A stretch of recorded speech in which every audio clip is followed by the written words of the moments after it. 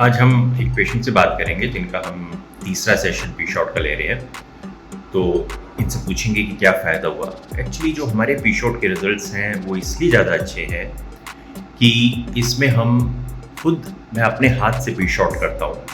तो उससे क्या होता है कि पेशेंट को मुझे पता है कि कॉर्पोरा में जा रहा है कि नहीं जा रहा। बहुत पतली निडल से करते हैं, लोकल एनेस्थीसिया डाल के करते हैं। ये मैं कई बार बता चुका हूँ। लोग सोचते हैं क्या फ़र्क पड़ता है, कहीं पे भी करा लो। ऐसा नहीं है। इतने हजारों पी शॉट करने के बाद भी आज भी कई बार मैं पी शॉट कॉर्पोरा में नहीं लगा पाता, ऐसा मुझे फील होता है और फिर मेरे को बहुत स्ट्रगल करनी पड़ती है। इतना ईजी नहीं है। तो जिसको पता ही नहीं कि कॉर्पोरा कहाँ है, कहाँ जाना है, टेक्नीशियन ने लगाना है, वो कहीं पे भी लगा देगा, उसकी कोई रिस्पॉन्सिबिलिटी तो है नहीं। तो नज़र डालेगा और कहीं पे भी डाल दो। लेकिन अगर वो कॉर्पोरा में नहीं गया तो दर्द तो होगा ही होगा, साथ में आपको कोई फ़ायदा भी नहीं होगा और वहाँ पे स्वेलिंग आएगी और बिना बात में परेशानी होगी। क्या ज़रूरत है ये सब कराने की। आप ऐसी जगह ही कराओ जहाँ पे डॉक्टर खुद इसको पी शॉट को करता हो। अदरवाइज अगर डॉक्टर खुद नहीं करेगा तो कोई भी, जैसे कोई प्रोसीजर है, आप सर्जरी किसी बिना डॉक्टर के नहीं करा सकते। ये भी एक तरह का प्रोसीजर है जिसमें अगर और इसका एक बहुत डेफिनेट साइन ये है कि अगर कॉर्पोरा में नहीं जाएगा पी शॉट तो पेशेंट को बहुत पेन होगा। अगर आपने कहीं कराया है जहाँ पे आपको खूब पेन हुआ है तो मान लीजिए कि वो पी शॉट ठीक नहीं है। तो अभी हम पेशेंट से बात करेंगे कि उनका तीसरे ही पी शॉट में कैसा रिस्पॉन्स रहा।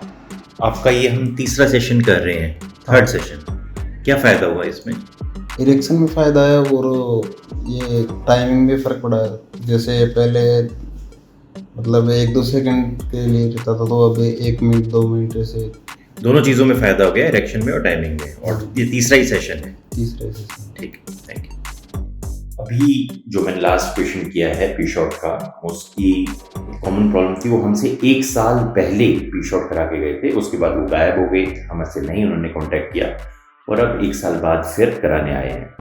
देखिए, पी शॉट का जब आप सेशन लेते हो तो इमीडिएटली फर्स्ट सेशन से ही अगर ठीक तरह से किया जाए तो रिजल्ट आ जाता है। लेकिन उसके बाद फिर भी आपको सेशन सारे कंप्लीट कराने चाहिए, क्योंकि इसका लंबे टाइम में धीरे धीरे इम्प्रूवमेंट होती है। तो 5 से 6 सेशन लेने चाहिए। अब ये पेशेंट आए हैं हमारे पास, तो अब हमने इनको दोबारा पी शॉट का सेशन दिया है 1 साल बाद, तो ऑफ कोर्स इनको रिजल्ट आ जाएगा, इसमें कोई इशू नहीं है।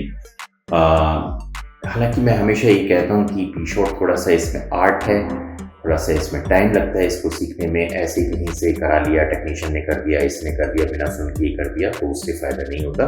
लेकिन अगर ठीक से पी शॉट लगे तो 1 हफ्ते में रिस्पॉन्स आ जाता है। लेकिन ये पेशेंट हमसे क्या कह रहे थे कि सर मैं इतना परेशान हूँ कि मैं जीना नहीं चाहता। देखिए, इस तरह की बातें करने का ये गलत है। आप मैच्योर हैं, एडल्ट हैं, इस तरह का मत समझिए। ज़्यादा से ज़्यादा क्या है, पी शॉट हो जाएगा और आप रिकवर हो जाएंगे, तो उसमें इसमें इतना दिल छोटा करने की क्या बात है। और अगर मान लो नहीं है, आपको सीवीआरडी है और हम आपको बाय चांस इम्प्लांट करना भी पड़ा तो भी इम्प्लांट करा लिया और पूरी ज़िंदगी आपका काम चलेगा, फिर भी कोई ऐसे घबराने की बात नहीं है। तो इस तरह के जो लोग सोचते हैं कि दिल छोटा कर लेते हैं, घबरा जाते हैं, उनके लिए ये मैसेज है, ऐसे करने की कोई ज़रूरत नहीं है। बहुत अच्छे इलाज अवेलेबल है और मैंने तो बताया इम्प्लांट से इमीडिएटली आप ठीक हो जाते हो। अगर सबसे सीवियर फॉर्म ऑफ ईडी है तब भी तो, लेकिन उसमें घबराने की या मैं अब मेरे ज़िंदगी में कोई इंटरेस्ट नहीं रहा है या डिप्रेशन में चले जाओ, उसकी कोई ज़रूरत नहीं है। अगर पी शॉट से ठीक होना चाहते हो तो रेगुलरली अपने पी शॉट कराओ। हमारे पास आने का मैंने बताया यही फ़ायदा है कि मैं सारे प्रोसीजर खुद करता हूँ, चाहे पी शॉट हो, चाहे फिलर हो, चाहे डोर्सल नेक्टमी हो। और पूरे हिंदुस्तान में डोर्सल नेक्टमी तो ऐसी सर्जरी है जो सिर्फ मैं कर पाता हूँ। तो चाहे क्लेम कोई भी कर ले, कर ही नहीं पाते। ना वो नर्व निकाल पाते, ना वो इंसिजन दे पाते, कुछ भी नहीं करते। जो मर्जी सर्कमसिजन कर देते हैं पी शॉट के नाम, सिलेक्टिव डोर्सल नेक्टमी के नाम पे कभी कुछ कर देते हैं। आप आएँ, आराम से सर्जरी कराएं, लेकिन अपना दिल छोटा मत करें। इस तरह की बातें नहीं करनी चाहिए।